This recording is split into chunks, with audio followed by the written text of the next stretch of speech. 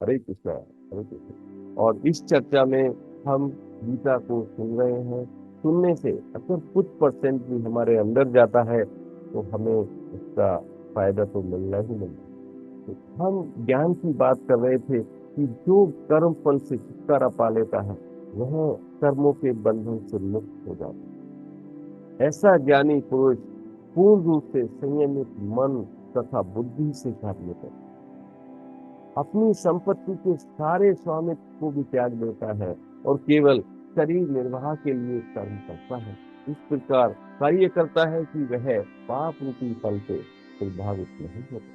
जो भी उसका फल है उससे प्रभावित नहीं, जो स्वतः होने वाले लाभ से संतुष्ट रहता है, जो द्वंद से मुक्त रहता है और ईर्ष्या नहीं करता, अंदर ही अंदर जलता नहीं है, किसी से किसी की बुराई नहीं करता, जो सफलता तथा असफलता दोनों में स्थिर रहता है, समान रहता है, वह कर्म करता हुआ भी कर्म से कभी नहीं बनता, कर्म फल से नहीं।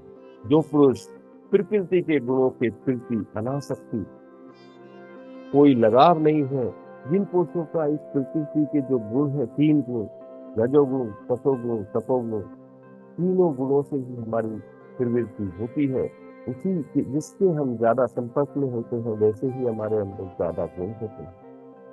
तो अगर हम उससे अनासक्त रहते हैं तो कोई लगाव नहीं होता है, डिटैच रहते हैं, और जो दिव्य ज्ञान में पूर्ण रूप से स्थित है उनके सारे कर्म ब्रह्मा में लीन हो जाते हैं। क्योंकि जब हम अपने कर्म को यज्ञ की भांति करते हैं तो यज्ञ का सीधा कनेक्शन परम ब्रह्मा से है, और हम सीधा परम ब्रह्मा से मिलते हैं, हमारा संबंध हो जाता है और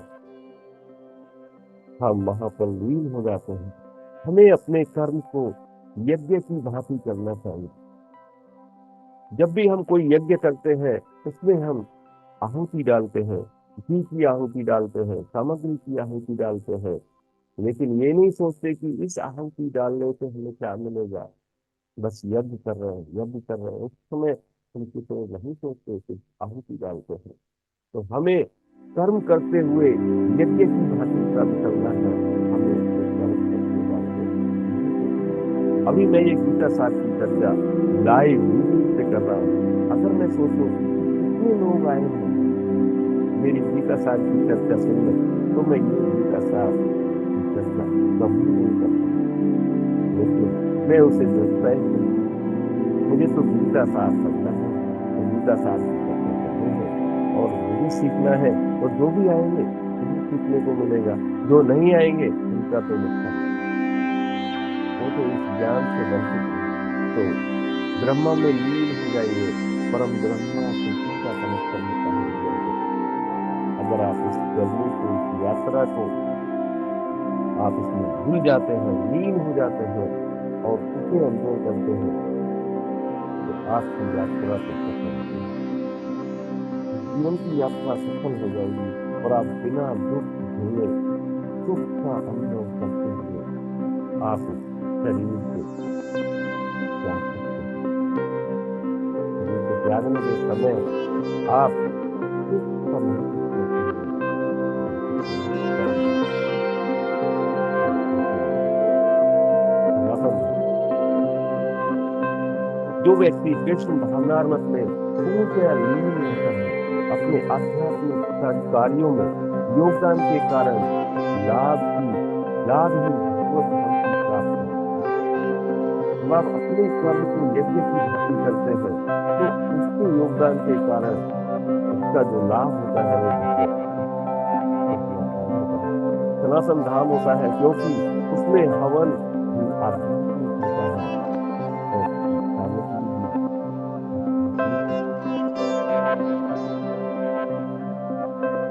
हे अर्जुन, कृष्ण भावनामृत में कृष्ण भक्ति भाव से अगर आप लीन हो जाते हैं,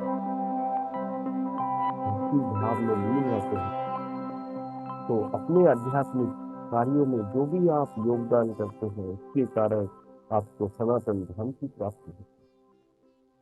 तो कुछ योगी विभिन्न प्रकार के यज्ञ के द्वारा देवताओं की भली भांति पूजा करते हैं और कुछ परम ब्रह्मांड की अभिन्न आहुति। सब अपने अपने अपने अपने प्रकृति के अनुसार अग्नि करते हैं। जो प्रकृति में 3 गुण है, उन गुणों से ही आपकी जिंदगी बनती है। इनसे कुछ विशुद्ध ब्रह्मचारी केवल सुनने के द्वारा, आदि क्रियाओं द्वारा इंद्रियों को मन की नियंत्रण रूपी अग्नि में सुधार, और दूसरे लोग नियमित गृहस्थ इंद्रियों विषयों को इंद्रियों की खुशी में सुधार। दूसरे जो मन तथा इंद्रियों को वश में करके आत्म साक्षात्कार करते हैं, जो आत्मा साक्षात्कार करना चाहते हैं, संपूर्ण इंद्रियों तथा प्राण वायु के कार्यों को संयमित मन रूपी अग्नि में आहुति कर देते हैं।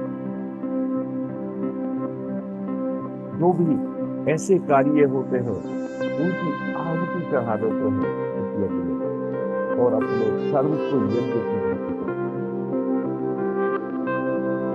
कठोर व्रत अंगीकार करके कुछ लोग अपनी संपत्ति का त्याग करके कुछ कठिन तपस्या के द्वारा, उस अष्टांग योग पद्धति के अभ्यास के द्वारा या उनके ज्ञान में उन्नति के लिए वेदों के अध्ययन द्वारा ये बुद्ध बनते हैं। बुद्ध बन जाते हैं। ये बुद्धि से ऊपर चले, एक स्तर ऊपर है तो बुद्ध बनते हैं।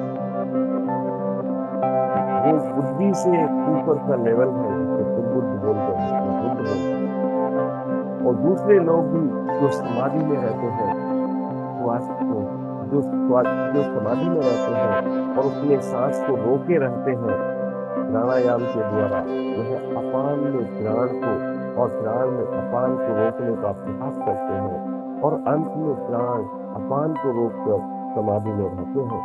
अन्य योगी कम भोजन करके भी प्राण की समाधि। योग तो यही सारे हैं। अब सभी यज्ञ करने वाले यज्ञ का अर्थ जानने के लिए पाप कर्मों से मुक्त करते हैं और यज्ञ के फल रूपी अमृत को चख कर उसका स्वाद लेकर परम दिव्य आत्मा एक रूप में। जब यज्ञ के बिना मनुष्य ये लोक में, इस लोक में या इस जीवन में ही सुखपूर्वक नहीं रह सकता, तो फिर अगले जन्म में कैसे रह पाएगा? यज्ञ के बिना तो कहीं भी सुख नहीं मिलेगा। यज्ञ तो करना है और यज्ञ नियत कर्म यज्ञ की महत्व है। यज्ञ का सीधा कनेक्शन